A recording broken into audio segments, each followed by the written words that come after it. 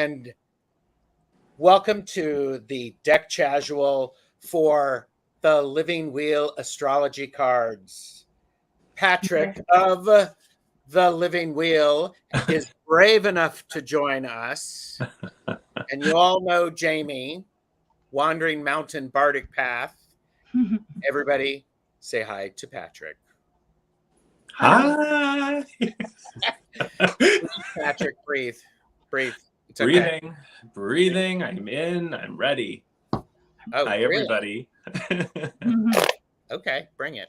So we are here we're talking about this amazing deck that you have created.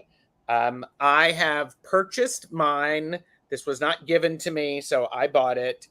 And Jaime has it. I think I can blame Jaime for this one. Yes, because I've had this for a long time.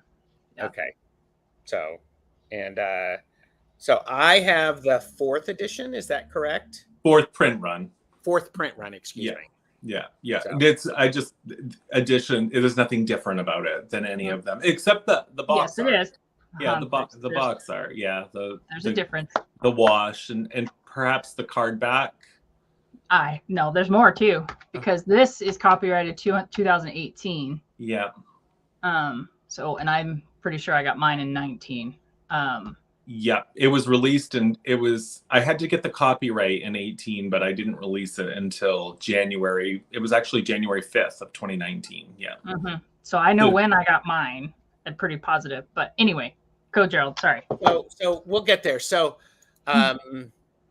welcome, Patrick. Thank you for being here. What do you have? Thank you for having me. Of course. What beverage do you have? Do you have a beverage?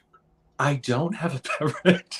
I should have a beverage. Do you want to go get one? No, I'm okay. I'm okay. Right before we went live, I wrapped up dinner. So I did just consume a diet ginger ale. Okay. Yeah, yes. Well, Laura is here. Can't wait. Crystal Raven Rose is here. Yay. Peter J. Watts is here, waiting for the shenanigans to begin. Hey, Peter. Beth Aspazio Rising is here. Teresa Hydarian. Yes, I'm like going. Laura is here, and Rossi's Den. Hello. Footprint Tarot.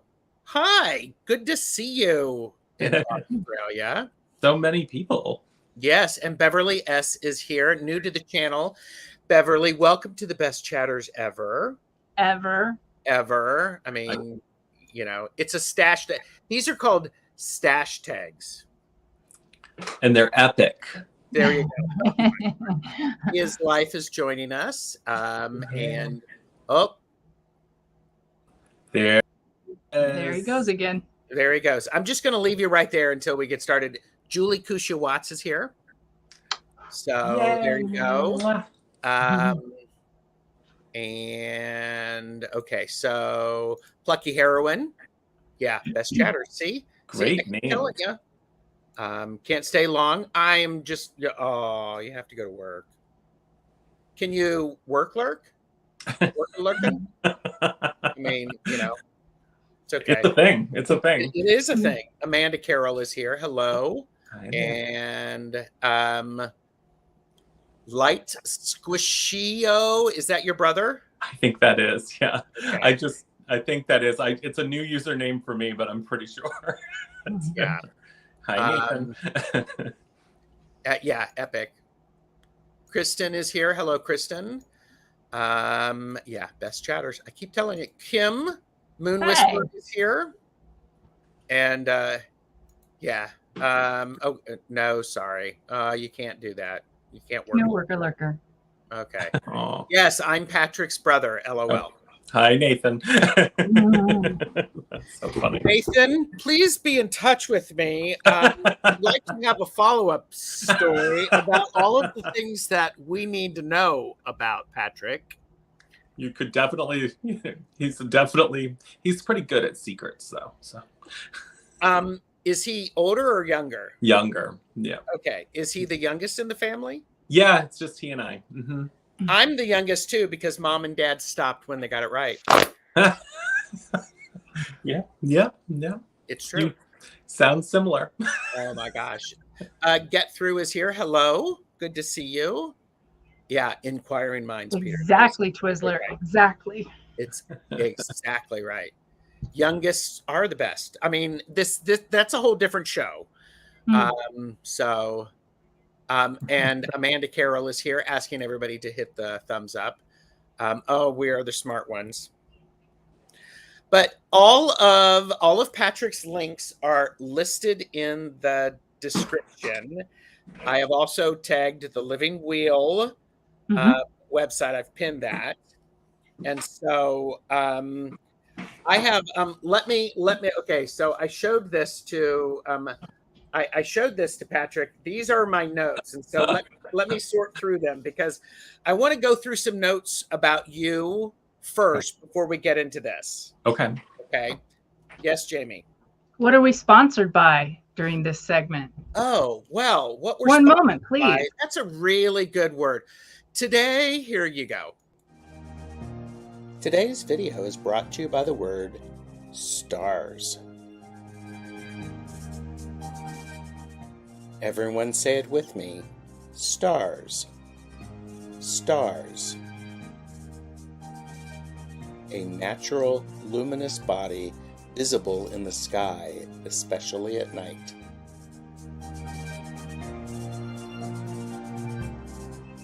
It's in the stars that you'll like, share, and subscribe to our channels.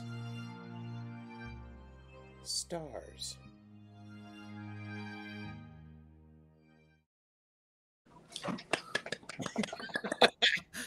Oh, and here you go. Patrick is actually wiser than me, though.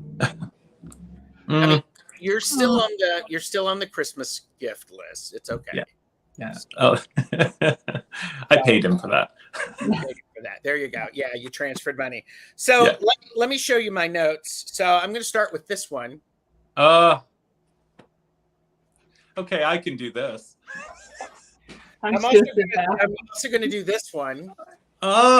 You're speaking my language. Yes. You know, this is my love language. Yeah. So I just was like, I am totally going to have these. Jamie was like, go do it. So good. So good. I am having a moment, right? That's my favorite. Having a nostalgia moment.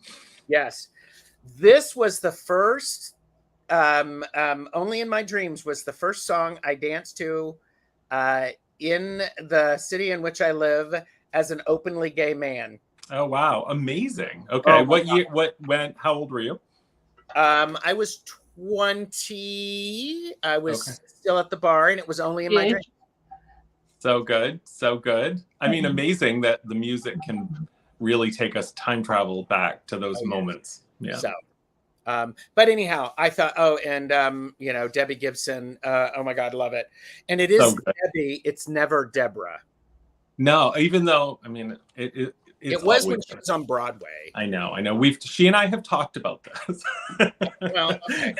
And nobody calls her Debbie in real life. It was just, but we all love her and know her as Debbie. So yes. Yeah. So anyhow, okay. So good. I thought that would help lighten the mood a little bit. You just made my night right there. And seriously, I was listening to these like 2 weeks before you posted about the remix. Yeah. I was 9 years old and I don't know. Part of my, I guess in the last couple of years, healing journey and sort of inner child journey, it's been revisiting going back to times where things were just really like pure. And that was such a pure, like little me that I get to sort of love again through that music. I have a tiny hand on my shelf over there to the I was 9. Okay. Would you like to see it? Oh, yes. Just say yes. And by the way, Rita is here and saying, how do you do, Patrick? Hi, nice to meet you. It looks like that. You're tainting the pureness. Oh, sorry. I know. I'm 78. 9. I was born in 78, so I was literally 9 years old. Do you remember those?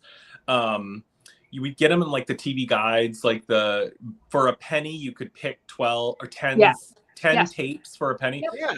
Yeah. That was my That. first album. I literally did that at 9 years old, and then I got into big trouble for doing that at 9 years old, because then you are contractually obligated, and nobody knew that I had done that, and I didn't realize what I was doing, but I did it for Out of the Blue, for that Out of the Blue album. Gotcha. Oh, it's so I'm good. 11 years older than you are. Okay. I'm not going to discuss it anyhow. We're timeless. Yes. Peter does say 9 seems to be an especially important age. Yes. And Yeah.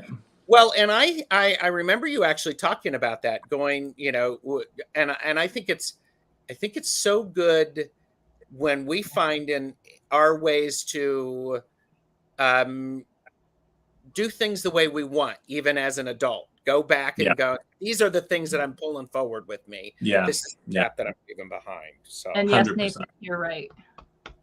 Oh no, what did he say? BMG tapes. BMG tapes, yes. Mm-hmm. Yes, BMG, right, yeah. I thought it was Columbia House right now. It's BMG. Well, it was. Some of it was, but it all ended up I ended up owing money to them. I know. They just send, and you're a kid, and you're like, okay, sure. Yeah. I had a paper route, and so I was like, thought I was rich because I was like getting $30 a week. So I was like, oh, I can do that. That's no problem, Mm-hmm. Yeah. I love it. So let's talk. When did you first become interested in astrology, Patrick? I honestly, it's as long back as far as I can remember, in terms of the sky and looking up to the sky and paying attention to the stars and having a connection.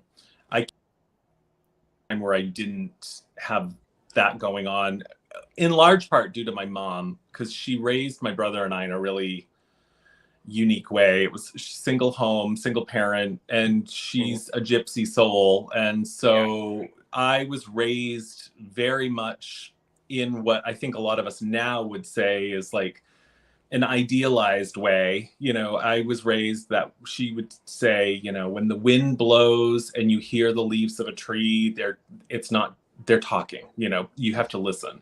And like when you are holding rocks and crystals, you hold them and you pay attention to how you feel because they're telling you something. And like 3, 4, 5 years old, and the stars, the first symbol I ever learned to draw was a star. She taught me how to draw a star, and it was like looking up, and we had this connection. So I always had that. And then definitely astrology in general came in and out of my life, like the study of astrology. Obviously, like as a teenager, I was always reading the horoscopes in the paper, and I knew I was a Taurus, which I'm not, but I knew I was a Taurus at a young age, and so as far back as I can remember. Yeah, I think your mom and my mom were cousins, because my mom taught the same thing. So yeah. So lucky, so lucky in so many ways. Really, I think it was such a blessing. However, it did create problems later, because I also was love is love is love is love. Nothing mattered. Who you fell in love with didn't matter. There was no context to like a societal view on that. And so, and in my family, we had a lot of like broken male-female relationships, but I had a long-term, my aunt is a lesbian. And so I had a very long-standing, she was one of the people I was the closest to growing up. And so I had these 2 aunts. And so in a way, like my context was just love is love is love is love. And then, you get to a certain age and then you realize like, oh, like the whole world around me may not necessarily look at things like this. And then that created a very interesting, hard set of challenges as a teen, for sure.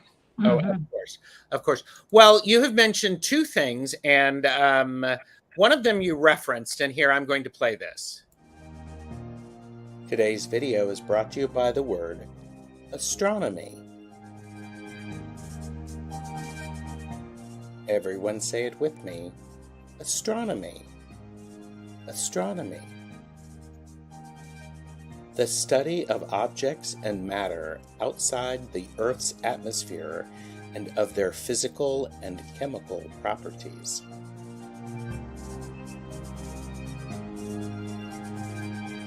It's not as hard as astronomy to like, share, and subscribe to our channels. Astronomy. It's fantastic. It's so good. Well, okay, so I mean, there's, astronomy people are saying it. This is good. This is good. This is what you need to do, people. So true. Yeah. And I have more of these. Don't tell Patrick though. Love I'm waiting for Debbie to come into the chat when we're done. So oh my gosh, that would be amazing. Oh crap! You know what I should have done? I should have gotten a Debbie Gibson wig. I could have done a Debbie Gibson. So funny. Anyhow, okay. So now this deck. How did the deck come about?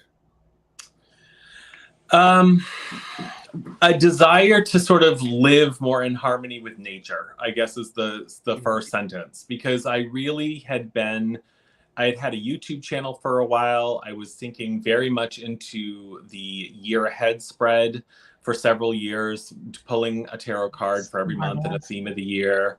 Do you see what your brother said? What did he say now? He created it. Oh, what did he say? I said, how did this deck come about? And he's like, he created it. Oh my God. Okay. Yeah. No, this really? is the difference between Nathan and I. I'm like, the origin story is, and he's like, he painted it. Yeah. I love it. He's like your biggest fan, isn't he? He's definitely a cheerleader. Yes, definitely. I'm thankful for that. Yeah. No, so I definitely, I was in this like cycle of wanting, the needle was moving more and more to sort of, paying attention to a tarot card of the month and then this overarching theme of the year. And then I started creating like just graphics that Kelly and I would be using just for each other. And I would post them every once in a while for people. And I really think that the desire to be more, that intentionality of paying attention to time and energy then sort of rolled into paying attention closer to the seasons, but in a non sort of pagan way, I would say, like less about the wheel of the year sort of Sabbats and more about, okay, this is the solstice and this is the equinox and these are the halfway points of each of the seasons, and less about the rituals and myths and more about just really watching nature. And it kind of culminated in November. In November of, I guess it was 18, my wife and I were away on our anniversary, and it was the super moon. And I don't know, I was just we were on the water, and I was really struck by how if you really watch, like the seagulls, like they know the tide schedule innately. Like the tides come in, they wait, the tides go out, they eat. And it's this sort of inherent connection and to this body of water moving. And we've got this super moon happening at the same time, which influences those tides. And I think I just looked up and I just started really thinking like, I need to depict this energy in my space on my table. This wasn't to like create a deck. It was more of like, I need this at the top of my desk so I can kind of keep track of it. I wasn't using a planner at the time. I like the format of cards. So I started with Post-it notes, really. Mm-hmm. I also was going through my grandmother, who was like huge. She's huge for me, had passed away. And she hadn't been able to get out of bed for a year. It was a very difficult situation. And she was like the head of our family for all intents and purposes. And so she passed away in November. She passed away in early November. And then we were on this trip in the middle of November. And so it got me, I think I started creating for the first time. That's when I decided to start painting again. And I had painted my whole life. I was going to go to art school. I pulled out of art school. So I think it was that. It was the sort of synchronicity of paying attention to nature and wanting to be more in alignment to the seasons. And then that causing my eyes to literally gaze up. And then also having this sort of tremendous loss happening at the same time. Yeah. So did she pass in 17 or 18? She passed in 17. Okay, and so then you were started to create in 18. Yes, yeah.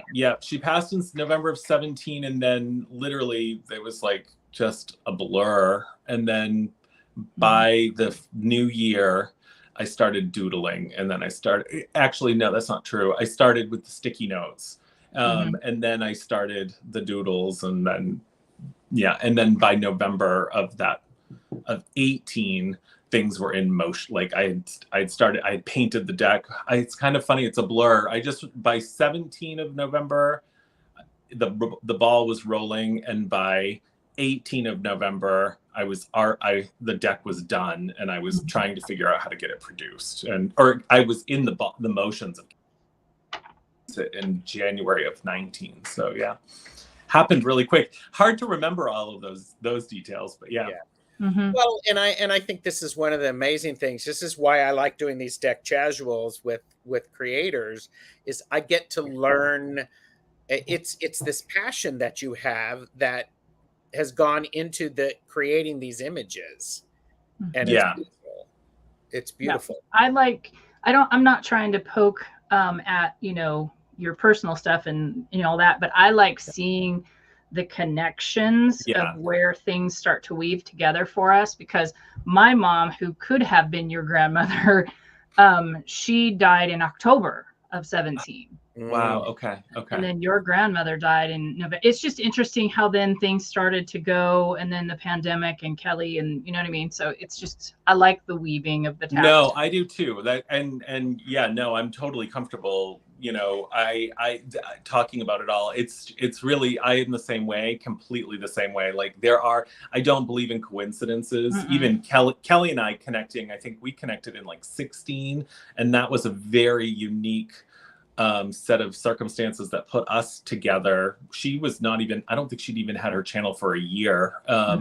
And we just had this kind of instant connection. And I do that a lot, because it's like she always talks about the story, we're creating our story, but there is something about, it was for me, creating this deck was filled with so much intention. But it wasn't the intention to create a deck and release a deck and sell a deck. It was never that. Was the last thing that kind of came in. It was like, okay, well, and because I think my wife and I have a small business, and we work with a lot of artisans, and we are part of that part fell into place pretty quickly. That was just like, oh yeah, okay, well then if we're going to do this, if I'm going to release this, and I have these resources, I didn't have to go hunt, Yeah. So, Nathan, my first connection to Patrick besides Kelly is this. So you are correct, sir. You are very correct. What is he? He has a strong connection. Yeah. Yes. And you were talking about Kelly, and that is Kelly from The Truth in Story, the creator of Nellie's deck, which Jamie and I had the pleasure of talking to. Thanks. I know, it was such a good. It's sitting right here in my space. Kelly's deck, Nellie's deck. There you go. Yeah, she's definitely my BFF. We've done a few lifetimes, I think, together for sure. So, yeah. Yeah, she and I figure we're related too. So. Yeah. Look at us. We're all like right there. Weird mailman, with Kelly. So anyhow. Yeah. She's an incredible human being. So. Okay, so. Again, everybody, this is Patrick from the Living Wheel. Please like and subscribe to his channel. All of the links are below. We are going to start sharing the deck. Please know your limits and purchase responsibly. If you do decide to purchase this very reasonably priced indie created deck, tell him Tarot Stash sent you. It gets you nothing. It just probably is going to make him laugh and giggle. So we are okay. So now we're talking about these astrology cards. So here we go. Yay! Today's video is brought to you by the word astrology. Everyone say it with me. Astrology. Astrology. The divination of the supposed influences of the stars and planets on human affairs and terrestrial events by their positions and aspects.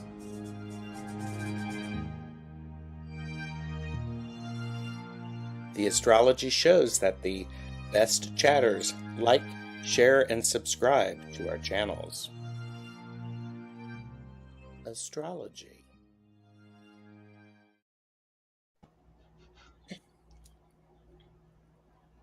I had too much fun, so, no, I didn't have too much fun. Uh-oh. No sound, Patrick. No sound, Patrick. Uh-oh. Uh-oh. Technical difficulties. Nope. Can't hear you. And let me see. Did you hit your mute by accident? I don't see mute. No, Patrick, on Patrick's side. Yeah. Nope, can't hear you. Try going out and then coming back in. Go out. Go bye-bye, and then come back.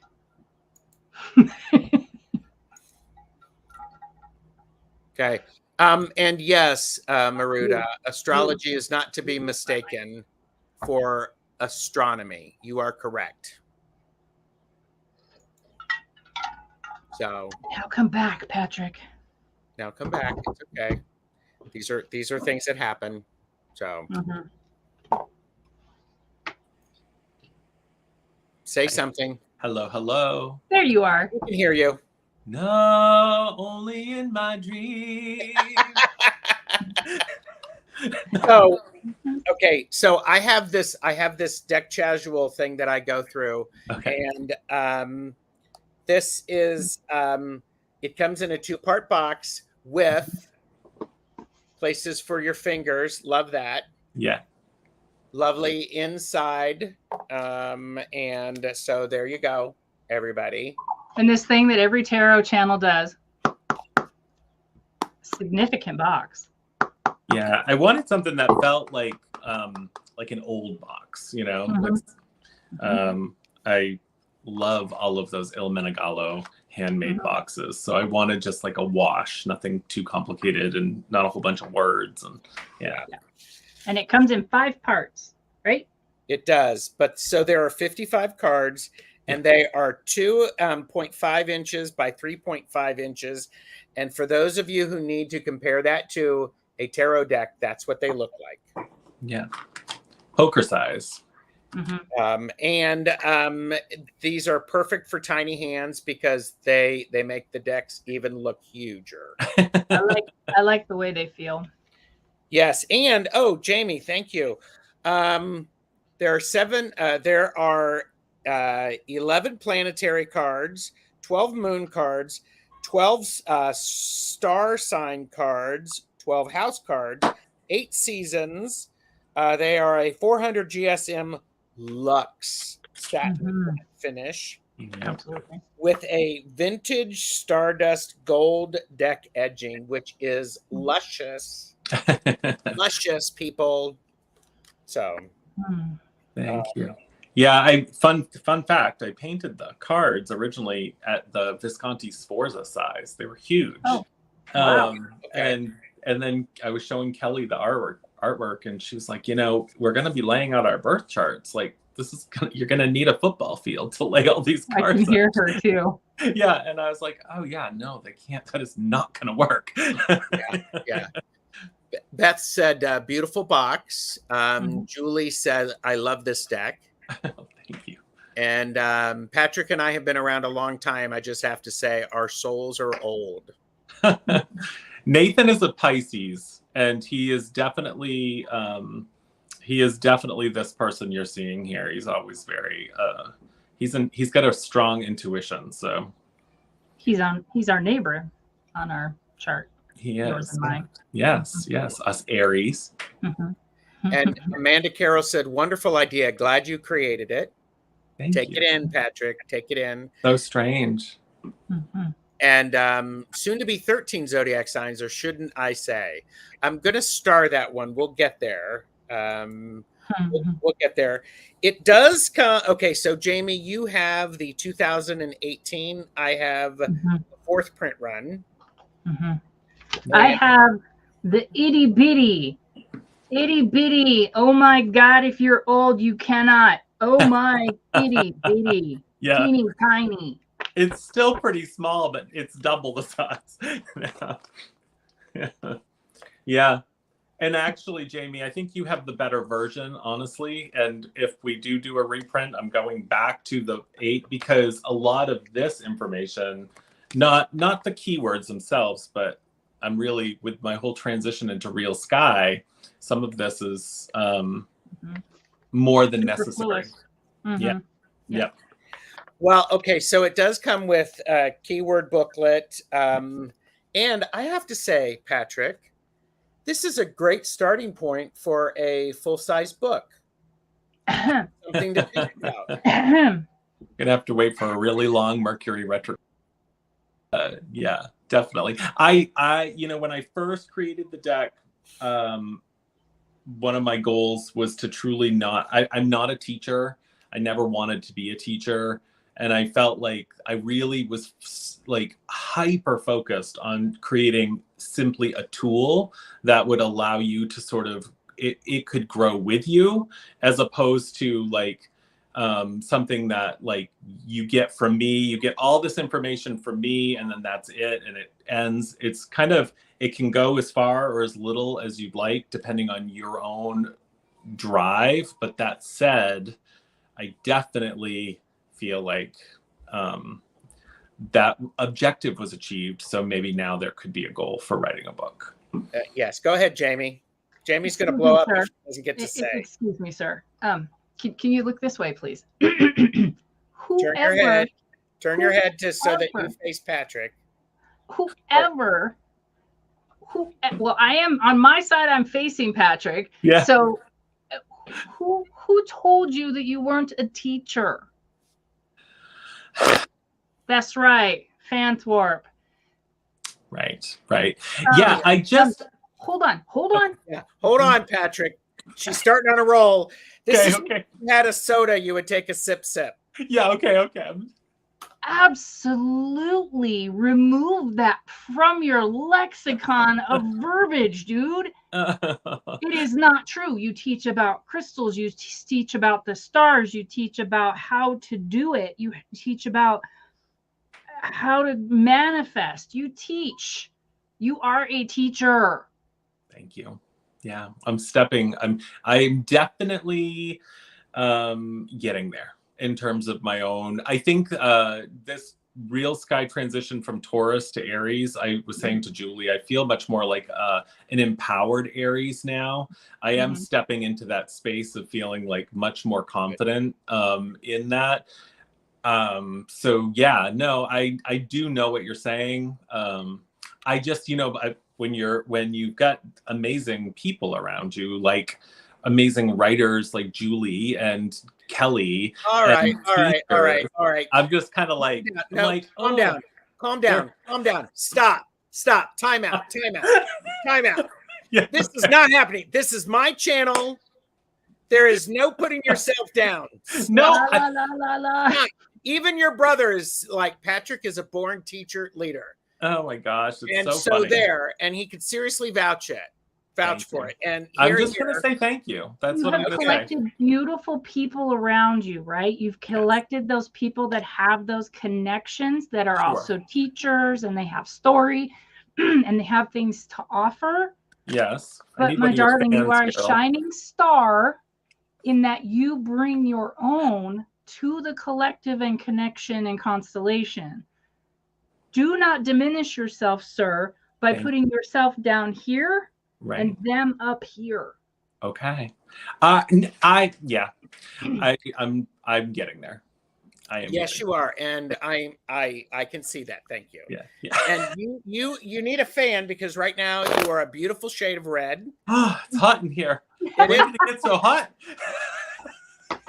Yeah. And so I love you. I just so no, thank you. I do, and I would be saying the same thing too, truly, to like anybody in that way as well. I do know what you're saying. I think for me it's always been this struggle of like quality and knowing and confidence, but I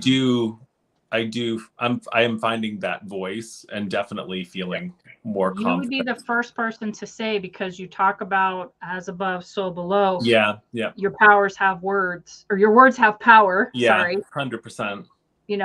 Yeah. No, it's true. I'm not trying it's to so school true. you live, but no, well, and it starts with the thoughts. It does. Yeah. I don't even think it. I know that. So it's there. Yeah, there's no question. So definitely has to do with some of this healing work too. This journey that I've been on in the last like year and a half, 2 years. yes, and you're embracing that, and it's helping to propel you forward. Because don't get me started, I'll start downloading information. I'll get all these downloads, and we'll be here for 2 or 3 hours. Amanda Carroll said, yeah, let it all be constellations or something. And then Julie Kushawat said, you're so articulate and you really know how to tell the astrology story. Yeah, gosh. Sure. And Maruta said, you're a high value contributor, or Gerald wouldn't be doing an entire video interview. Well, I will say I did feel that pressure. I was like, wow, I'm like Gerald. I wasn't joking when I said the iconic. I was like, I'm sitting down with Gerald. I haven't done this in a long time. So I was like, okay, here we go. Yes, and it's going to start you off. Amanda said, I want this deck. I'm sure it would help me learn more about astrology, which I'm always doing. And I would also say just to go back to drive home my point, because when Julie was with you and you were doing an Instagram, were you doing stream? Anyhow, you were with Julie recently. Yeah. And you were talking, I had suggested, I don't know, maybe some sort of a planner or something like that. And that went not for 2024. And I'm looking, well, there's always 2025. But so anyhow, everybody, this is a nice little booklet, which I think each of these things could be a nice little chapter. 100%. Yeah. And Julie has a great book. Nice. No, I definitely think that what we're looking at here would absolutely be the table of contents to an astrology book that I would definitely write. Yeah. A solid astrology book that I want. Okay. I want you to come back. Noted. So we'll talk about it. Go ahead. Okay. Jamie. I just wanted to say that I agree with Twizzler, Peter. The little I know of Patrick, I think he's a lifelong learner and quite intelligent. Those qualities kind of make you a natural learner, or natural teacher, for sure. So, okay, so we'll stop heaping praise. Thanks. Gerald, yeah. Thank you. Gerald Thank God. Gerald is going to kill you. No more than we're going to kill you, Julie. So. Yeah, really. Oh yeah. So. Yeah. So yeah, and the fun thing will be when when I've got enough gumption, I'll invite you and Julie on at the same time. That would be so much fun. Oh my gosh. Yeah. Yeah. So okay, so let's talk about this little deck. And so there are 11 planetary things. Celestial bodies, excuse me. Well, we say that because the sun and the moon isn't actually, they're not planets. So we have to get that right. Yes, you are correct. And I have to get I've been so, Patrick was like, he was so nervous coming here, and I'm like the one who's like going, okay, I don't have a big enough big enough thing. So, well, since you've thrown so many compliments, I'm gonna have to counteract them with all this like I'll just be like, oh yeah, celestial bodies. Bring it. Bring it. Jamie is here for it. She's gonna get her popcorn. Yeah, Jamie just leaned back. She's in the middle. So let it go. What I appreciate about, and Jamie just jump in. Yep. The thing about these is you have this beautiful image which you created using gold. Yeah, real gold. Yeah. Real gold. And you also have the symbol for it, or what do they call that? A glyph? Yep. And I remember you saying you did not put the word on there because you did not put the word on there because you wanted people to get to learn the glyph. Yeah, it's so important in astrology because when you're looking at charts, generally there's not enough room to write it out. And it's you do really have to learn those, and they're not hard to learn, but if you have the option when you're in the beginning phases to read them or to learn the glyph, I think our natural inclination is to just read them, We learned with this that you need to be able to know those symbols. Yeah, it's so important. It's so much easier, and it makes much more sense, and it goes much easier. And if not, you have to have the little glyph chart right in front of you so that you can not go kind of swimming. Right. Yeah. I was something I kind of and like when you said that, it made me think of I remember the moment where I made that decision, and again it was because I was very focused on this idea of because I've had a lot of decks. I've worked with tarot. I love tarot. So, and we all go through those things of do we like keywords on cards, and what's our own natural preference? And with tarot, I don't need even the major arcana names on them. I don't, I just prefer seeing if it's the 4 of coins or 4 of pentacles, I just like 4 coins. I don't even need that, let alone a keyword. So I was really focused on this being a tool, and that's where when the onslaught of compliments started. Thank you very much. It really was. It was more so that I stayed anchored into this objective of this being a tool and not something that necessarily would teach you, but that something could walk beside your studies with you. Well, and that's what I like about it. So the who was it that mentioned, dang it, about learning more with the deck. For me, the deck isn't about teaching me. It's about showing me right here what the sky looks like. Yeah. Because it feels very abstract and very, out here. I'm an analog person, so this really fits my style of how I do divination and things. I like the layout. So it's what do you have to learn when you're looking at tarot? I remember that moment of you learn, and it's overwhelming, but you learn, okay, there's 78 cards, and then you learn that there's a major arcana and a minor arcana, and then there's 4 suits. And so with astrology, I kind of took that same approach, and I just was okay, you have to learn the glyph. That is something you really should learn. And then the structure is celestial bodies, star signs or zodiac, and then the houses.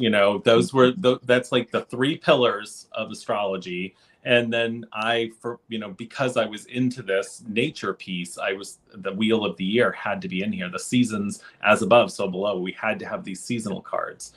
So I want to get caught up a little bit in the chat. Go ahead, Jamie. Nothing. There's just a tiny argument going on. It's fantastic. Oh, what are we missing? So now we need a Patrick style tarot with no words.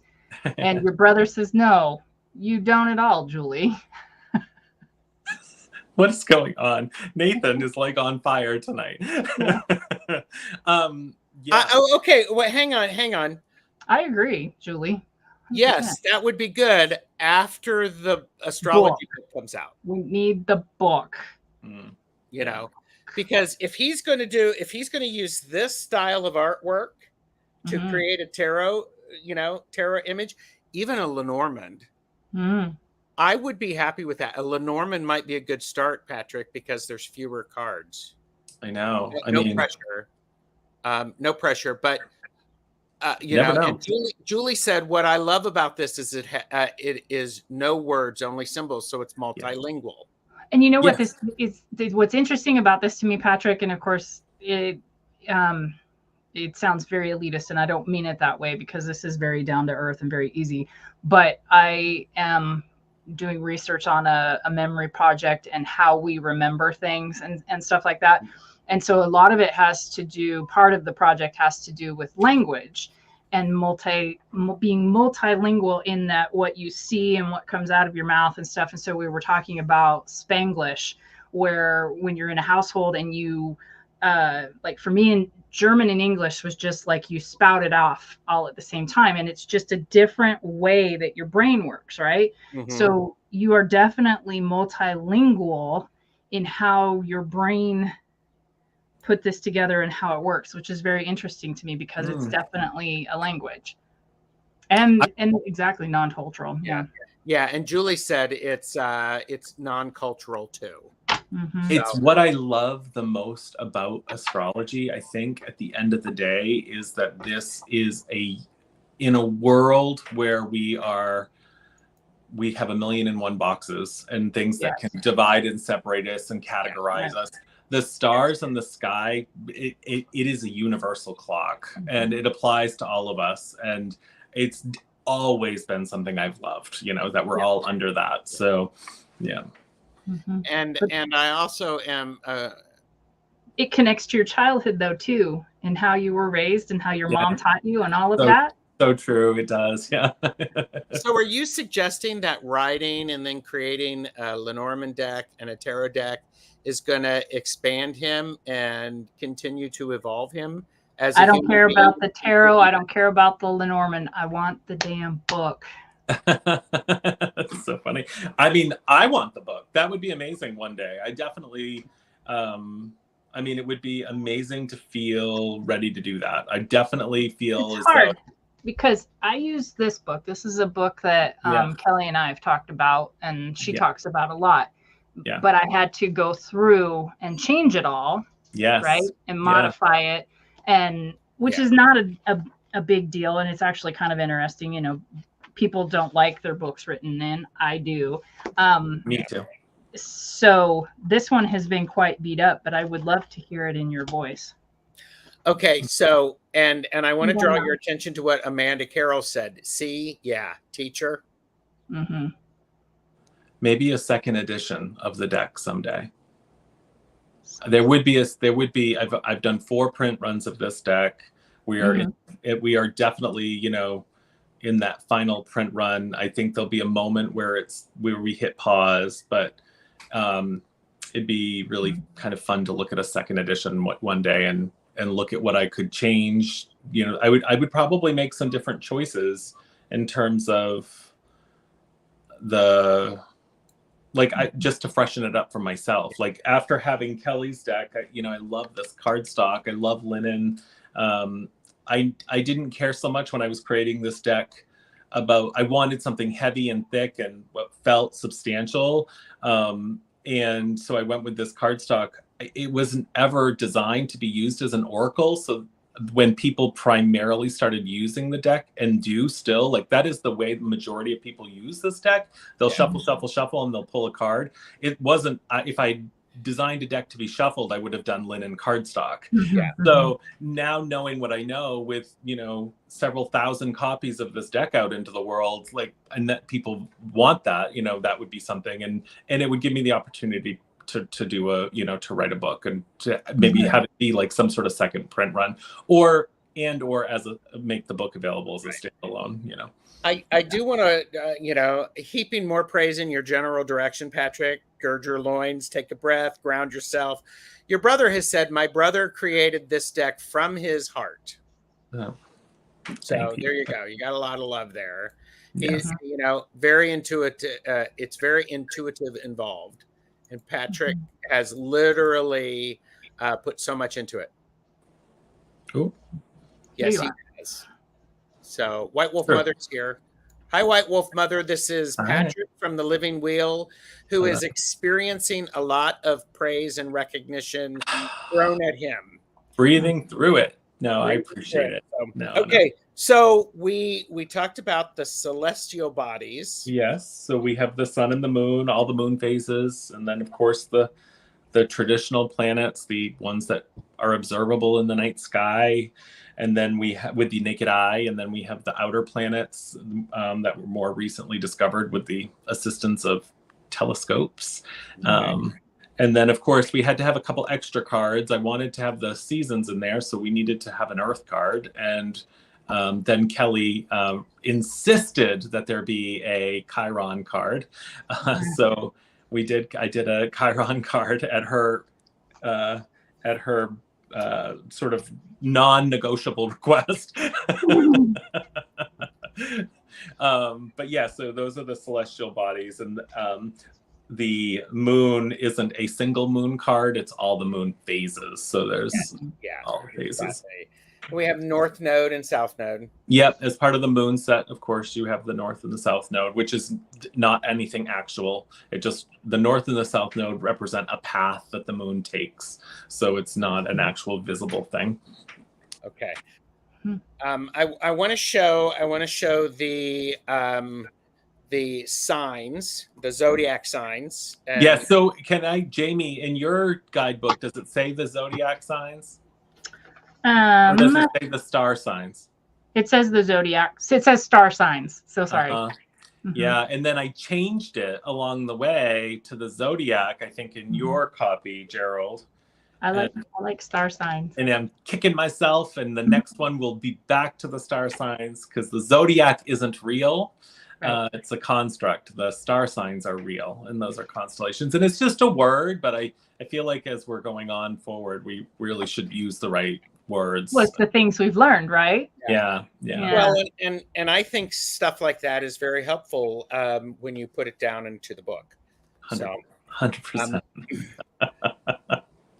So here you go. And I am not gonna. I'm still learning the glyphs. So Aries and Gemini there, and you've got Cancer up on the screen, and then we've got Leo, and we've got them all. We've got Virgo. Well, we had them all. We've got Libra.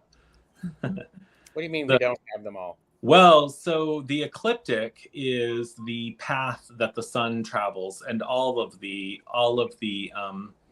celestial bodies travel through. It's kind of like an interstate. So they call that the ecliptic, and it's defined by the constellations that the sun travels through over and over and over again every year. And by default, all of the other celestial bodies travel through it. It's just a band in the sky, because of course there's thousands and thousands of constellations, but only these in this ecliptic get deemed the star signs or the zodiac. But the zodiac is limited to 12 signs, and it's not actual. So the sun actually goes through Ophiuchus, which is the 13th sign, and it goes through it every year. So there is a period of time that the sun is, there's a larger period of time that the sun is in Ophiuchus versus Scorpio. And so I am looking at trying to figure out if I can get a single Ophiuchus. I've got it painted and I've sent it to the printer, but I need to find out pricing because I'd like to have I'd like to be able to just get that card and obviously have it be affordable to just, I'm really hoping that it's like somewhere between $1 and $3. Like I just like, that's my goal. But of course I want it to be on the same card stock, and it won't perfectly blend in, obviously, because it wasn't cut at the same exact time as all the deck. But it would be able to be used. And in the meantime, using I turned Scorpio side, Ophiuchus moment happening. I just turned that card on its sides to make me know, but I'd like to have that card in. Since it is real. Amanda Carroll said, did you go to the planetarium as a kid, Patrick? Once. I went to the planetarium once as a kid. I was in awe. Thought I'd won the lottery. It was like amazing. It was a field trip. So, but I looked up. I was out. We moved every 3 years, but for a brief period, we were out in the country and there was like no light pollution. And we had a little deck on the side of our house. And I do remember looking up a lot then. I was like in the 3rd grade. So yeah. So I want to keep showing showing the cards, and I want to show the houses. And one of the things that is I appreciate, because truth be told, I blame Jaime for this, who blames you. But then I already had the Real Sky astrology deck, so it's a I combination. blame Kelly. Okay, we then I blame him. Credit to Truth and Story for this. Yeah, and I blame Julie, but via an activated conversation with Kasha. Like, oh, man. So I want to because I am learning astrology using the Real Sky Astrology Tarot workbook. Yeah. And I'm studying that. And so you give very nicely a quick definition of what the houses are for. Yeah. You also do that for all of the information here. Yeah. It's a very concise. And what's nice is these aren't like, they're not like 5-cent words. They're $5 words, people.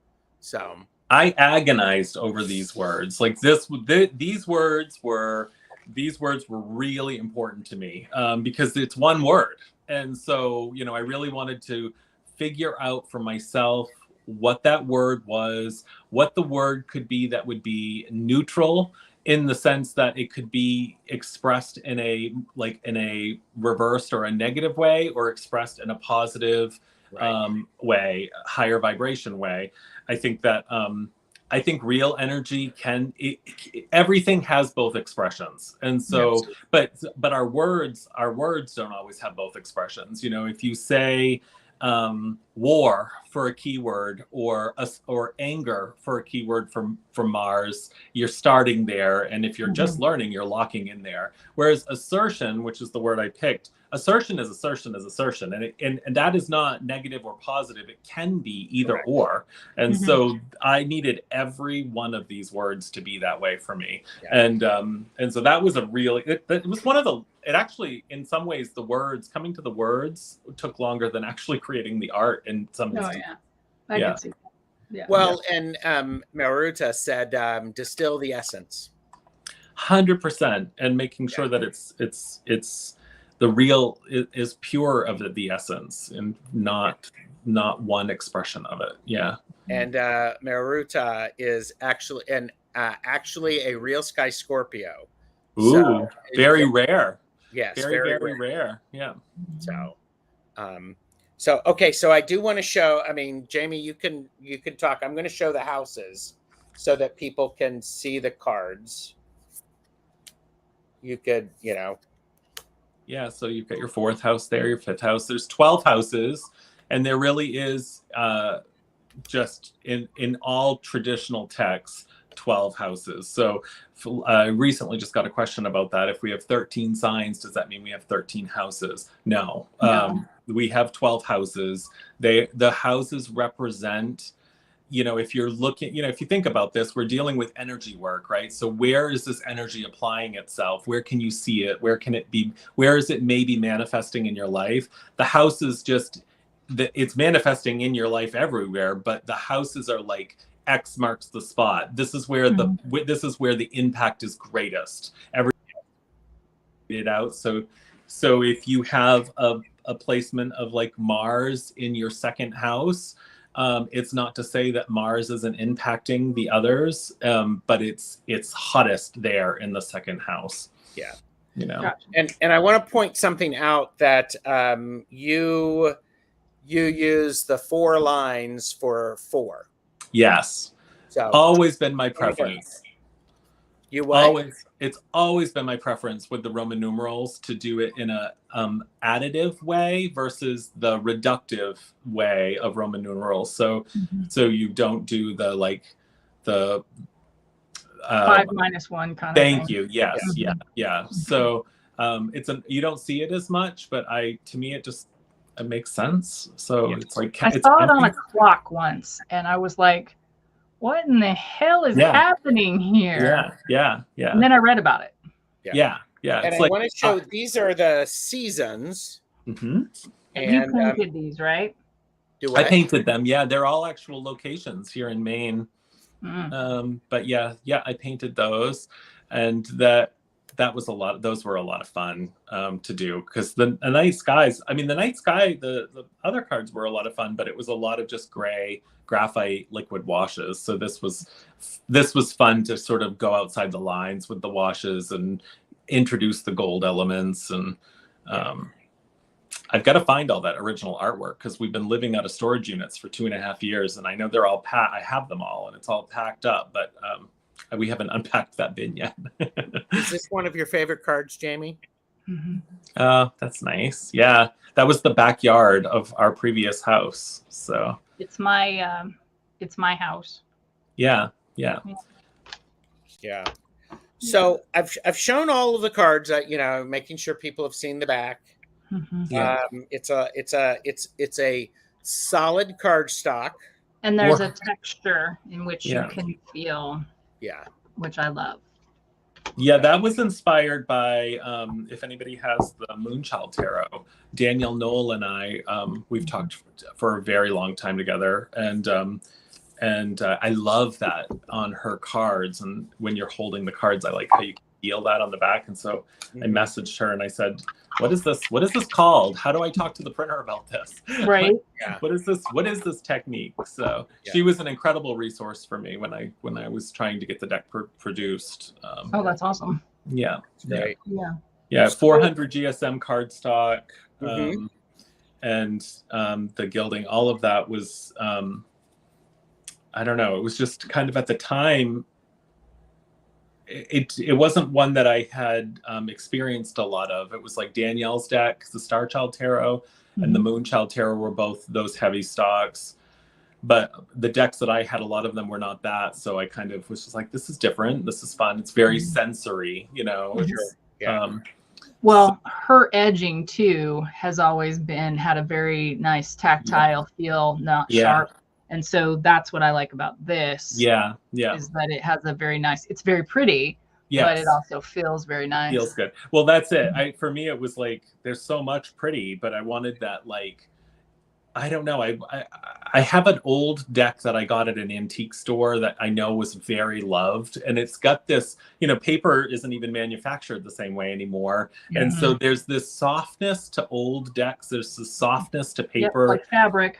Yeah, that just, it's just so different. And so I wanted to get as close to that as possible. Yeah. So I want to find out, you referenced this early on, about you figuring out a way to use this in a way. So how do you use this deck? And I will just remind people, if you're watching back, please like and subscribe to Patrick's channel, because you regularly post videos, usually on Sundays, about the upcoming week. Yeah. So my personal practice is what you also see doubled on my astrological personal practice, is what you basically see what I put out on Instagram and on YouTube. Every day I come down and I sit at my desk and I look at the cards. They're laid out in the exact way that the night sky is actually depicted, and where everything currently is overhead. And I kind of look at it like listening to the weather every day. I look at what the cosmos is doing. If there's been a shift, I make that physical shift with the cards. And it's my visual aid. I have used the deck to create altars at different times when I'm doing different, like when my grandmother passed away. Her name was Rita Rose, and so every year, like, I'll do something with the Venus card on the anniversary of her passing. I'll put the Venus card out and I'll put roses. So I build these mini altars to the deck for using the cards as well. And that is what I always wanted, was just a visual aid. And that said, when I'm studying astrology, if I'm reading about something or I'm deep diving into Capricorn, let's say, I'll have the Capricorn card and I'll just keep it with me. I'll either be carrying it in my planner or I will keep it in the book that I'm reading. But I use it, I'm not really necessarily thinking that I'm invoking the energies, but I definitely feel like I am provoking the energies by using the cards in that way. Like I definitely look at them as keys to doors, and so keep it with you to unlock. And then I did realize that people may use it as an oracle. Which is why in the keyword booklet, I gave an example of being able to pull a card and use it in an oracle reading. Yep. I don't think that it's ideal for oracle reading in the sense that there isn't a keyword on it, but it is an oracle. I mean, we can make anything an oracle, and the system of astrology is so inherently balanced that the nice thing is there's not really a duplication of energy. So you can just shuffle the deck, and what cosmic energy should I explore in my life today? Pull a card, reference the keyword, and let that keyword be relevant to you. And if it's not relevant to you, go about your day and look for the relevance. And so I do see that people do that, and a lot of people do that because they're new to astrology, and so this is their way of just getting familiar with some of these energies, these archetypes. And so I have done that for people. My readings on Sunday are astrological forecast check-ins. So we look at all the switches in the course of a week that are in the upcoming week, and we talk about each of those shifts. Sure.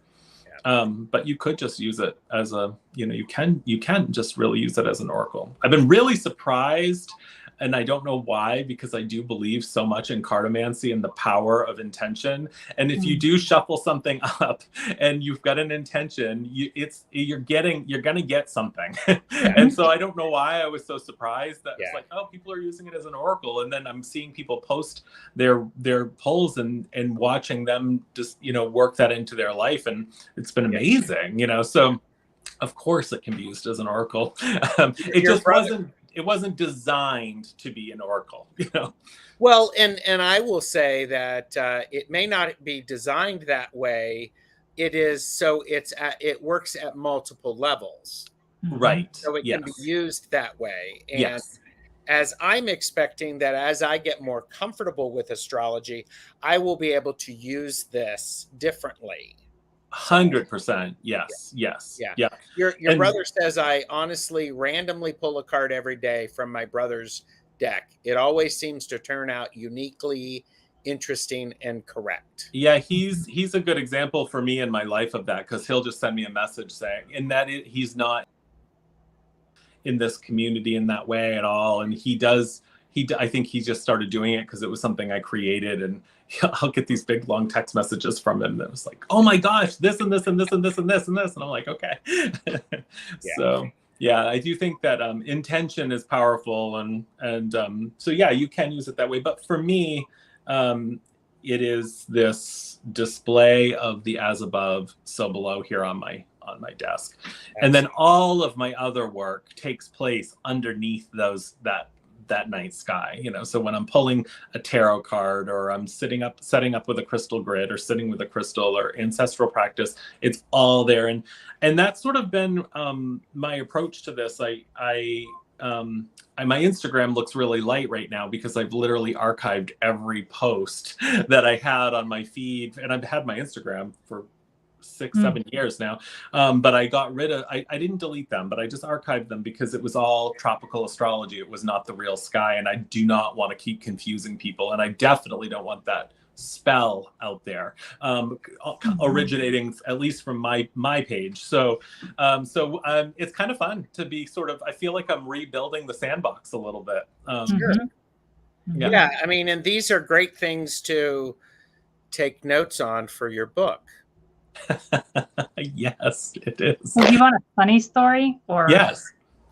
So I found I got to be friends with Kelly during the pandemic, right? So 4 years ago or so. And she did a video showing your deck. She had just received it. She was talking about, and it was 4 years ago this month, I believe, that she did the video, if I'm correct. And I could be wrong, but I know it's 4 years ago. But and I saw the deck then, and I remember little bits and pieces in class talking about it. And so I watched the video. I'm like, okay, well, I gotta do the things, right? And I had that book, I have a past life book, I have these different things that I've collected after conversations with Kelly, right? Mm-hmm. That should be a channel, Conversations with Kelly. That would be a great channel. Yeah. I'd be glad to help make that happen. Yeah. I digress. Yeah. Anyway, so I got this in 2019, I believe. And there's also a video that Kelly does of laying out the birth chart. Yes. Yeah. Okay. And the birth chart's in the little booklet inside, and how you do that. So I'm going to throw myself under the bus a little bit. I have read the booklet twice, so I know, what's there. Yeah. I have looked through these cards in 4 years, 1,000 times, probably. She's not exaggerating. And I have never shuffled them. Yeah. And I have never laid them out. Yeah. Because I believe that they came to me to have in my hand for the moment that there was this epiphany for certain people that had to catch on to Julie and to other things, that when Kelly showed up in Discord blowing her mind, but she was so involved in Nellie's that she really couldn't have a conversation. And that was frustrating as hell, because I'm like, I need answers and you can't answer me right now.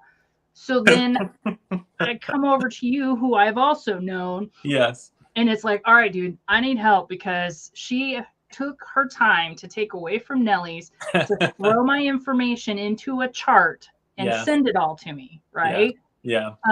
But my goal, once I'm done, and I'm doing it with intention, after Gerald and I are done with our study of Real Sky and working through the workbook, and then talking to Julie different times, my goal is then to sit down and lay this out, as I know how to lay it out. Yeah. Very well. I know how to lay it out, but I'm not doing it. It's like almost a gift to myself. Yeah. It's kind of a weird thing, but not at all. Yeah. So it's old but brand new. It's going to be so magical when that has all happened and you can do that, because it's going to be your cosmic blueprint, your cosmic moment, but what a slow build, what a build to it. I love that. No, I remember that. I remember when that happened, that you talked about with Kelly, because I had this moment and it shut me down. Like, I was still posting on my the tropical stuff on my channel. We had moved into this house it's funny. Wow. I just realized this. I released the deck on January 5th of 2019, and we moved into this house January 5th of 2023. That is crazy. Because it's this house, I'm blaming the house, because the house has a deck on the top floor. It's kind of like the Addams Family house. It looks like an old, I don't know. Isn't it like a preacher's pulpit? No, it kind of looks like that. Yeah. And so it's got this big tower, and then there's this deck on the top of it. And so I was so excited, because I was giving up a beautiful backyard, but I was gaining this space to go upstairs and go look at the stars. And so I went up, and I was like, I cannot wait to just sit under the real stars. And, at this point, I'm looking at my cards on my desk every day. And I looked up and I started, identifying the constellations, and I was like, everything's off. Like, what's going on? And First, I consulted a couple of the astronomy apps, and I was like, well, maybe the geography is wrong, or maybe maybe everything is just technically not set up right. And I really didn't give it much of a thought. and then I started realizing that there's something going on here. And it wasn't long after that Julie had her interview with Kasha, and they were talking, and I thought, this is exactly what I'm experiencing here. And so Julie, this is just mind-boggling to me, because I'd followed Julie for such a long time, watched so many of her lives with you, with other people on TarotTube, you know, and Same. if you go back, she's talking about this stuff. Like, she's literally not talking about it. She's talking about it. So don't think, and I've told you this, don't think that you are the only person that I have yelled at. Don't think that Kelly is the only person that I have yelled at, because I took to email, and Julie, kind-hearted woman that she was, she listened to me rail and laugh at me. Yeah. I mean, and Julie still comes on and talks to me and us. Yes. So that's, you know, that's awesome. It's like, holy crap. But it was that moment. And so then I was like, oh my gosh, my first thought was, oh my gosh, the deck, like how am I going to use this tool? And I was just immediately thankful that I designed the deck the way that I did. Absolutely. Because it didn't get like invalidated by this sort of real skies astrology versus tropical astrology. So that was like a huge relief. But then I was just so mad at myself, and that like I was just like, how? I have had my hands on the astrological wheel. I have sat in sacred space every single day with astrology, but I literally thought what I was doing was, I thought the data point that I was consulting was the actual cosmos. I thought mainstream astrology was talking about the actual movement. That's where the anger comes in. I was so mad. I just felt like, and then I was like, what? Like, and then I watched Julie's video back of her at her conference in 2013 explaining this. And I'm like, how did I miss this? But I think, like you, Jaime, timing. Yeah. And for some reason, we're just now, there's this new pocket. So I didn't talk about it for like a month and a half. And Kelly and I talk about like everything, you know?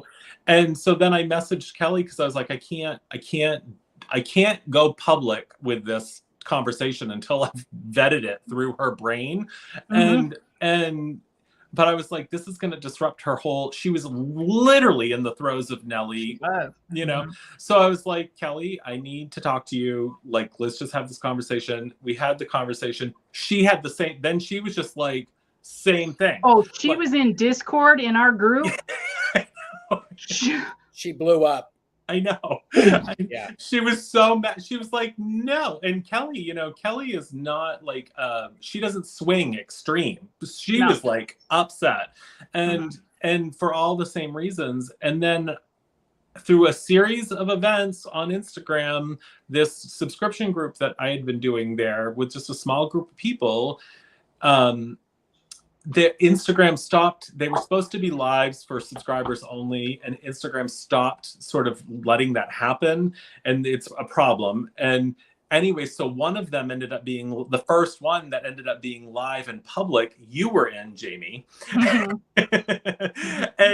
And so, because Jaime, at that point, you were a subscriber, but you weren't a subscriber at that moment. And so then we had this conversation, and then the next thing I know, you two are doing a live with Julie talking about this moment. And so, and it's just snowballing. I mean, like the momentum, something is definitely going on right now. And I just think it's really important that we're talking about this, you know? So I'm only going to give one more plug for the book, but I have your very first page. You know how you just have a tiny quote, you know, and that quote would be from Julie herself. Oh, you can't hear things until you're ready. Oh, yeah. I keep seeing timing is everything. And that means, if I write a book, I want Julie to write a like intro to the book or whatever. Something. Okay. You know, Julie, will you please write an intro to the book that Patrick's going to start working on later tonight? Can we make that happen, Julie? Can we make that happen? I just want to get it in, you know, I want to see it in chat, you know, so that, you know, we can get this happen, get this underway, because you and Julie are going to work on a planner for 2024 together, if I recall. Julie is creating a planner. Julie is going to create a planner, and I am going to cheerlead her till the cows come home. As you're writing your book. As your legal representative, don't put anything in chat in writing. Right, exactly. No, I never was releasing a planner, but Julie, we were joking because Julie was a look, okay. What Julie said, I think it's that 14 years ago, me doing this, Saturn and awareness. Yes, I'll write it tonight. Nice. Julie, you put that in print, you know. No, I think that Julie, as soon as this started happening, and then all of this, I messaged Julie, and Julie's just been such a great example of like somebody who has known this, been speaking on this, who has had all that passion and keeps welcoming people in at the fold at every single juncture. And I can't really applaud her loudly enough, because because she's just such a good, she's a really, really, really great example of getting out of ego's way around something like this. Because you can really feel like, oh my gosh, I got to tell everybody, I'm the only one telling everybody, blah, blah, blah. And she's been like out there doing this, and she's never in like ego space with this. She's always like, consider this, just try it. If you are interested, reach out to me. She's just a really, really good example. And I think that it's because this work is like soul work. And I think into the cosmos, like now more than ever, I think is just really important. And so it isn't about, you know, it isn't about that. It's definitely about just the connection and the sharing and the highest compliment I can give her is to call her a good egg. I mean, I just so special, like just so special. So and has written and is writing another book, you know. So like in this world, this transition, I know we've kind of digressed here from the deck to the real sky, but there right now, I think it's just, the deck is a great tool. I hope that people see it and love it and resonate with it. And anybody that does comes along for the journey and all of it. Cool. Yeah. Go ahead, finish. No, I was going to say, and I love that we've got like Jaime's story of it, you know, being in her possession for a long time. Gerald's story of it just recently getting it. And you're like, it's kind of amazing because you're coming into this deck with this knowledge from the gate, which is like so awesome. Like that's just phenomenal. And then, you know, we've got people like Julie who are publicly talking about this for a long time. We have resources, and there is a community here. And I think we just have to keep sharing, and we have to keep connecting. And Julie says it really nicely. I know I can't force this, and I'm never going to shame anyone for not knowing this. No. And I think that is so true, because, you know, that is the point. You know, what's the point? What's the point? And if it's, you know, so. I feel just super energized around this, because I feel like almost everybody I've talked to about this thinks they're already doing it this way. We all, and that was myself included. I think when you read mainstream astrology posts and you're told you're a Taurus, and you grow up thinking you're a Taurus, and you start relating, you know, this idea of choice has been not a part of this equation. It's been served up, and I think we have to kind of come together and be talking about it and be loud about it, because it's really hard to cut through this noise of what's established. But it is a very unique time. All of us living in this time right now, we are literally living on the cusp of an era change. This doesn't happen. This doesn't happen every 2,000 years or 4,000 years or 5,000 years. I mean, this happens every, 20 plus thousand years. And we're in that liminal space between Pisces and Aquarius right now. And it's debatable. It's kind of, you could debate it. It's a fun debate. You know, are we in Aquarius or are we still in Pisces? I think we're in both because I think it's watercolor and it's bleeding, and I think you can see Pisces themes happening, and I think you can see Aquarius themes happening. I think if the Egyptians were looking at the night sky right now, they would be saying we were in the era of Aquarius, because it's observationally right now, if you're looking at the horizon on the vernal equinox, the sun is rising into Aquarius to the naked eye. You're not really seeing Pisces anymore. But we have technology that does show us that we're not fully out of Pisces. So I think this is a really unique time for those of us living to sort of go, wait a second, for like 2,000 years now, we've been keeping astrology and the idea of astrology and the premise of astrology and the promise of astrology alive, but we're not actually basing it on the actual cosmos. Right. So do we want to do that or not? Julie has said you're absolutely right, Patrick. Sorry, I want to get caught up on chat. The stormy season between winter and spring, which is oftentimes a lot of happen. Yeah. And your brother said it's not a fun debate. Pisces will win. We have heart. Nathan doesn't understand this piece, and I will give him, he and I haven't really talked a lot about this, but yeah, the era Pisces is wrapping up. We're not staying in the era, nor should we want to stay in the era of Pisces. Laura said Patrick has been so generous with his time in holding my hand through this Real Sky astrology. Oh, thank you, Laura. I love talking to people about this, and so this was one of the things when you said, would you like to come on? I was like, yes. I mean, it's great to talk about the deck, and I'm thrilled to talk about the deck, and I really appreciate the moment to talk about the deck, because it's been a while. It's been quite a while. The deck is old news in the community of decks, but it's not. Right. But it's not. Yeah.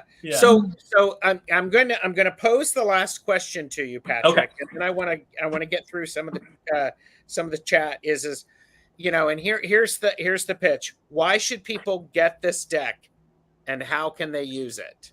So, but I do want to point out, Julie said, Peter said, Julie's been using Patrick's deck along with her stuff. It's a marvelous supplement to her work. And it's a beautiful awakening when it comes naturally. Yes. And my brother is very generous with his time and his energy. Yes, and expect to see, the three of us plus Julie on a live together after I finish studying the book. That would be amazing. Yeah, So, that would be fun. If Julie's people would let her. So the more we speak and listen to about things, the more we learn. Yes, that's very true. It's so true. Yeah, that's great.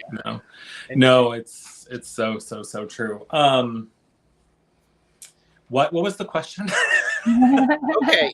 I mean, and so why should people get this deck?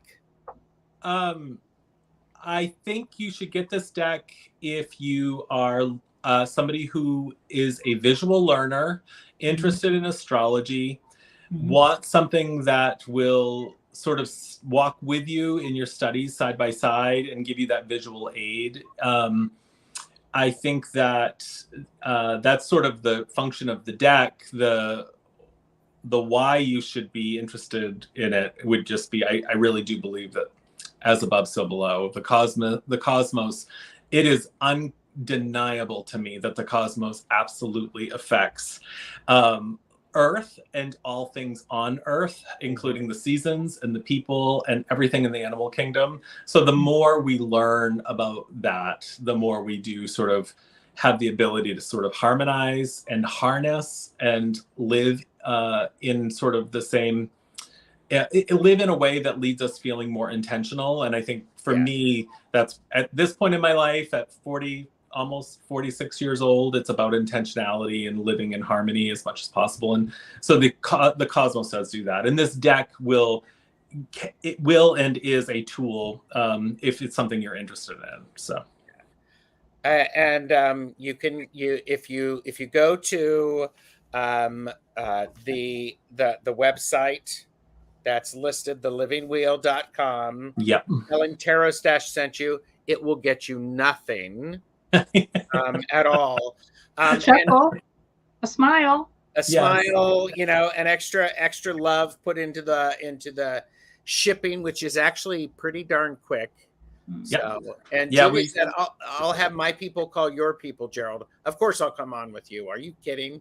So, yeah, put a little in the comments field of your order, put a little mustache emoji and I'll know. and so Thomas, Tarot Your Way said, I'm a Western Pisces, but Real Sky Aquarius, I'm fighting it. And Peter said, Tarot Your Way, I had the exact conflict. So it's so interesting because of course we all fight it, but I think the thing to just remember, and you don't have to embrace it, but I think you have to know, one is where the sun actually was when you were born, and that's indisputable. It's just a fact. You don't have to embrace it, but if you choose to embrace mainstream or popular or Western astrology or any of the other systems that are not just real, you have to know that you're choosing to embrace a system that is not like based in anything that was actually taking place. So you're embracing mathematics. Yeah, you're embracing mathematics, you're embracing an idealized version, you're embracing a ritual that is almost spell-like at this point. You know, and I think when we do things over and over and over again with repetition, it does put magic in it, and there is magic there. And absolutely. But I think that just know that if that's what you choose to do, versus not knowing it and thinking that. I really see this misalignment the most in people identifying to their zodiac sign or their star sign. That's very disorienting to people. And then the other place I'm seeing it the most play out is with people who are trying to manifest with the cycles of the moon. Yes. Because you're really living like intentionally when you're doing that, and you're setting things into motion, and it's completely out of alignment to the actual moon energy. I had said when I first started, when we first started the Real Sky, it was like, I'm looking forward to being able to understand how these aspects influence my working with the phases of the moon. Yeah, it's huge. It's huge because there's no way that the moon isn't the source of a manifestation. A manifestation spell, and I think it works because we are living in that manifestation spell.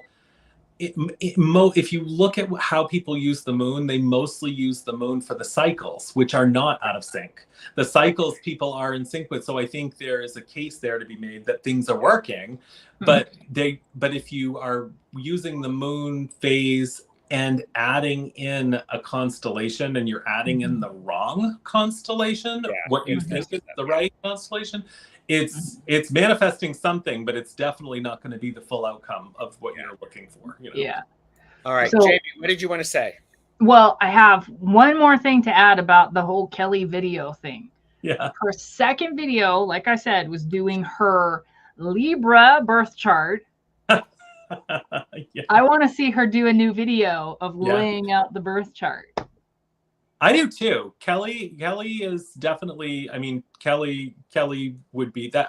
We're going to have to, you take one side of the WhatsApp conversation and I'll take the other side, and we'll make that happen, because we need to see that. Kelly is, you know, now that I'm looking through her chart, like through the lens of her being a Virgo, it's like, oh my gosh, like but she understands the deck, where like a lot of people would be kind of like, okay, do I do this or do I do that? You know what I mean? Yes. So I would love to see that. Yeah, it's a great idea. That switch over from that Libra to the Virgo. I don't know. I think it'd be fun. Such a great idea. I did try to lay out the birth. I wrote it down, laid out the birth chart, but the houses and the signs don't link up because of the Real Sky stuff. So, you know, first world problems, people. I can figure that out. I can just go, well, there you go. And and don't hesitate to sort of like, you know, in my example here, you know, in Western astrology, it's all going to be perfectly in all in alignment and perfect. But really, the 12 houses are the 12 houses. You lay them out as a circle. Your signs can overlap. So part of can be, let's just, for the sake of, you know, explaining, like part of house 2 can be Aries and Taurus. But then what you need to remember is do you have anything in house 2, number 1? Like, do you have any planet in house 2? And if you do, is it in Aries or Taurus? And then give that your attention, you know? So just because house 2 has a constellation that overlaps in the entirety of the house, your planet can't. Your planet's going to either be in one or the other. So, yeah, you know. Well, and I'm a person who, if I, you know, I'm just learning astrology. So the idea of is, oh, if such and such is in retrograde and the moon is, you know, in the 7th house and blah, blah, blah. Yeah. I'm still going to do my thing because that's the way I am. I'm just going to do it informed that, okay, these things are not working in my favor. Bring these other things to help me with it. So Jaime has heard me say this, I am sure, a million times, but I truly believe, as with all things, this stuff, though, astrology in general, we're not abdicating our ability for free choice here. And I always use the example of, I live in Maine, it's freezing here in the winter. I can go jump in the ocean if I want to, but is it like the ideal time? Probably not. And that's how the cosmos works. You can consult the cosmos, you can still do whatever you want, but like, is it the ideal weather? You know, is it the ideal time? You know, and maybe it is the ideal time to jump into the ocean. It depends on your objective. You know, if I'm wanting to do a polar dip, then I would probably jump into the ocean in January. And a polar dip before you start writing your full astrology book may be a good thing. I don't know. Absolutely. I mean, it really is just a matter of like, is this ideal for you? And that goes to what it is you're looking to accomplish. And that goes to intentionality, you know? Yeah. So, yeah. Okay. We have been on 1 hour and 37 minutes. It's been a pleasure. Amazing. Everybody, please purchase responsibly. Know your limits. Go over and like and subscribe to all of the Patrick's places. And, Instagram and YouTube. Yes. And, you know, the lovely Jaime, Wandering Mountain Bardic Path. Thursday, the next thing that I have coming on is I'm doing a Laugh and Learn a Magic Tool Talk about offerings, talking about the idea of offerings. And then I believe next Tuesday, Jaime and I have some time with Julie in the afternoon. So we're looking forward to that, talking some more. And it's going to be awesome. It is. You all are awesome. Thank you so much for the invite and for all the praise headed my way, but I really appreciate more than anything just the chance to get to connect with you. Thank you for your time. So a lot of love in the chat as well. Thank you. Okay, so you hang out here, and we will we'll send everybody off. And I did astrology, astronomy, and did I do this one? Bye, everybody. Today's video is brought to you by the word planets. Everyone say it with me. Planets. Planets. Any of the large bodies that revolve around the sun in the solar system.